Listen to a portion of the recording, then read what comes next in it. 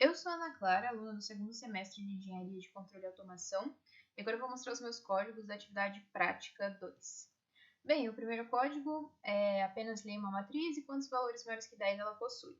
Então eu fiz um for para ler a matriz e armazenar os valores, e um outro for para analisar esses valores, e caso o valor seja maior que 10, ele tem um contador que vai indicar, que vai somando cada valor, e depois ele mostra a localização do maior valor.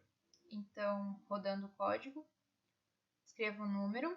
Então, digamos, um número maior que 10, outro número maior que 10. Temos 3 números maiores que 10.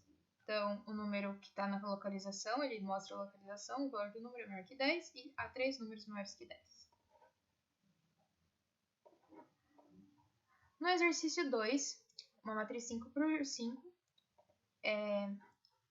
vai imprimir a diagonal principal sendo 1 e os valores secundários sendo 0. Então, eu falei que se a linha for igual à coluna, a matriz linha coluna será igual a 1, então a localização, e senão ela será 0.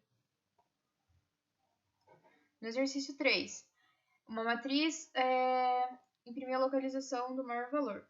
Então, um for para ler e as comparações de if de maior valor, e depois ele vai imprimir a matriz e a localização do maior valor. Então, digamos que o maior valor esteja na posição 1, 0 e seja o 13. Então, ele imprimiu a matriz e a localização do maior valor é 1 e 0. Linha 1, coluna 0.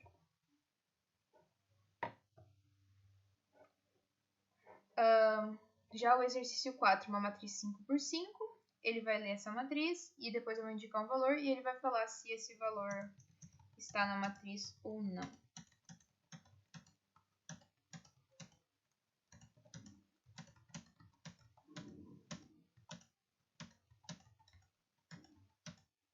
O número 8, o valor 8 encontrado na posição 2 e 3.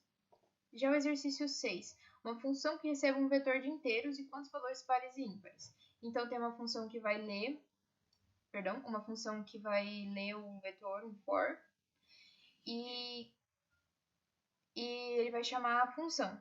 Então, chama a função definição, que vem aqui, e caso dividido por 2 seja igual a 0, a variável par vai somar, e se não, a variável ímpar vai somar. E no final, ele vai conseguir determinar quantos valores pares e ímpares.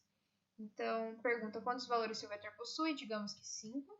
Escrevo 5 valores, 1, 2, 3, 4, 5. Há 2 valores pares e 3 valores ímpares. No exercício 7, retornar a média dos valores de um vetor. Então, a mesma forma do anterior, tem um for, lê o vetor, depois chama a função arrayMedia.